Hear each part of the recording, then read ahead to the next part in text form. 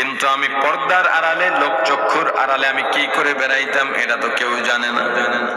আপনি যে আমাকে এভাবে দেখতেছেন, আমার টুপি, আমার দাড়ি, আমার জুব্বা, আমার সুন্দর সুন্দর কথা, এটা আমি নই, এটা আমার চরিত্র নয়, এটা আমার পরিচয় নয়। বরং আপনার আড়ালে আমি একা যেই চিন্তা করি, আমি একা যা করে বেড়াই, ওটাই আসলে আমি। আপনাকে আমি যেটা দেখি এটা আপনি নন। কিয়ামতের ময়দানে অনেক নামাজি, অনেক হাজী, অনেক যোদ্ধা, অনেক মুজাহিদ জাহান্নামে চলে যাবে। কারণ যদি আমরা দেখেছি সে হজ করতে গেছে, বাইতুল্লাহর সামনে গিয়ে সেলফি তুলতেছে, কথা কয় না? নবীজির রওজা মোবারক জিয়ারত করার পর কিভাবে তুমি সুন্নাত ছেড়ে দাও? কত হাজী আছে এখনো দাড়ি নাই, বহুবার হজ করছে।